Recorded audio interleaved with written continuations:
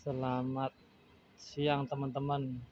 Di sini ada kendaraan kol diesel yang mana dia memiliki keluhan bahwa kendaraan ini itu dia keluarnya asapnya putih dan juga pincang dan tenaganya hilang. Setelah kita telusuri, kita coba, kita cek, kemungkinan besar menurut dari investigasi tim kami itu kemungkinan dari nozzle-nya. Biasanya pembakarannya kalau putih itu kan kering ya, jadi solar yang dikeluarkan dengan udara yang masuk perbandingannya lebih besar di udara, jadi otomatis dia asap yang dikeluarkan di pembuangan di knalpot itu warnanya putih. Setelah kita lakukan pengecekan, ternyata kita buka ini nozzle-nya, kita buka itu nozzle-nya ada salah satu yang mampet ya. Ini coba kita lihat nozzle-nya. Ini teman-teman. Jadi untuk kendaraan Canter itu sendiri kan 4 silinder. 4 silinder. Di masing-masing silinder itu terdapat yang namanya injection nozzle. 1, 2, 3, dan 4. Apa sih fungsinya injection nozzle ini? Dia berfungsi untuk mengkabutkan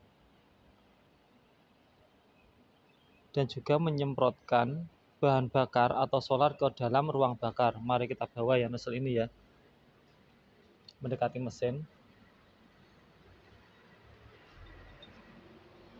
Nozzle ini tadi letaknya di sini ya teman, di sini 1, 2, 3, dan 4. Dia berfungsi untuk mengkabutkan solar yang disemprotkan, yang diinjeksikan, yang didorong oleh bos pom ke dalam masing-masing ruang bakar. Untuk mesin ini 4D34 kendaraan Canter, dia menggunakan 4 injection karena dia 4 silinder atau 4 ruang bakar. Terus di dalam injection nozzle ini terdapat lubang kecil di nozzle tipnya di sini. Kalau dia kendaraan 4 FE74 dia ada 6 lubang nozzle ya di sini. Terus kalau kendaraan FE71, FE73 dia ada 5 lubang nozzle. Yang mana lubang berfungsi tadi untuk menyemprotkan atau mengkabutkan solar ke dalam ruang bakar sehingga terjadi pembakaran. Terus kita kembali ke keluhan, dia mengeluhkan bahwa tenaganya kurang dan asapnya putih dan juga mesinnya tidak stabil, goyang-goyang gitu. Ini tadi setelah kita cek, ternyata ada beberapa nozzle yang bermasalah. Contohnya yang nomor 4 ini, kita lihat kondisinya. Dia berkarat dan juga mungkin di sini tadi nggak mau menyemprot. Kemungkinan ini mampet dan juga ini tadi waktu dicek juga agak-agak sedikit mampet. Kalau lainnya normal dan ini juga tekanannya agak berkurang. Mengapa bisa seperti itu?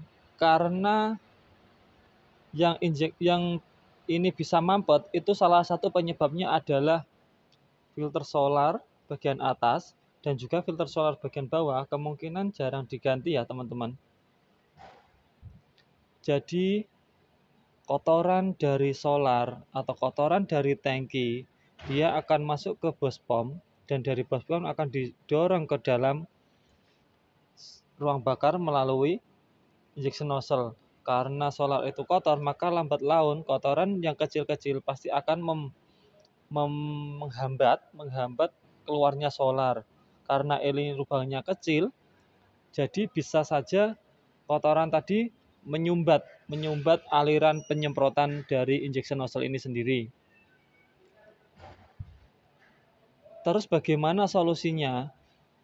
Untuk solusinya adalah kalau kita cek dan ternyata untuk lubang nozzle ini masih bisa kita bersihkan, itu bisa kita gunakan lagi. Kita bersihkan, otomatis nanti setelah kita bersihkan, kita lakukan penyetelan dan penyemprotannya kembali normal, insya Allah kendaraan bisa normal lagi.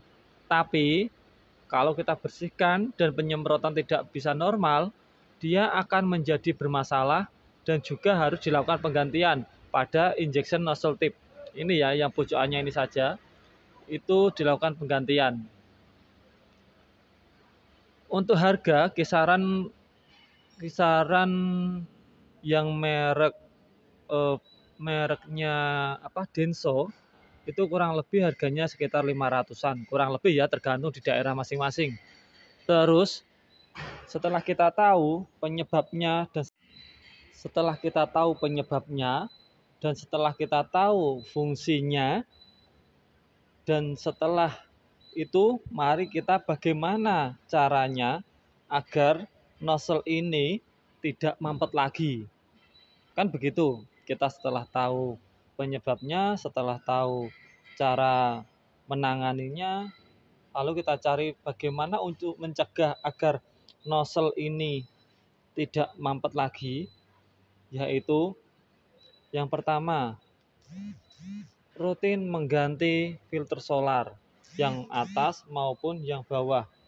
Jadi filter solar itu harus selalu diganti ya teman-teman. Setiap kalau untuk kendaraan Canter, referensi dari dealer ataupun bengkel resmi itu diganti setiap 10.000 km. Tapi untuk akhir-akhir ini kita tergantung dengan bahan bakar yang digunakan ya. Ada yang menggunakan kadang bahan bakarnya itu bersih, ada yang agak kotor. Mungkin di daerah lain atau di tempat lain itu berbeda-beda kualitas dari solarnya. Untuk itu, Sea Driver juga harus mengatasi dia itu dengan cara mengganti filter solar yang atas dan juga filter solar yang bawah. Dan juga yang kedua, selain mengganti filter solar harus kita lakukan rutin, yaitu apa? Menguras tangki bahan bakar ya, yang di sebelah sasis sana, tangki solar atau tangki bahan bakar. Kita harus lakukan pembersihan karena untuk solar akhir-akhir ini kan bercampur dengan minyak nabati, yang mana jika lambat laun akan terjadi endapan atau gumpalan-gumpalan yang kotor di situ. Dan gumpalan tersebut akan menyebabkan penyumbatan pada nozzle, pada filter solar, pada komponen yang lainnya, entah itu fuel line-nya atau jalur-jalur pada filter solar. Itu harus kita lakukan pembersihan ya dengan cara menurunkan tangki setiap 100.000 km atau 1 tahun sekali lah minimal. Kita lakukan pembersihan tangki agar kotoran tersebut tidak ikut masuk ke dalam saluran bahan bakar. Kita tahu ya, karena nanti setelah tersumbat semua, lakukan penggantian itu biayanya dikeluarkan lebih mahal daripada saat kita membersihkan.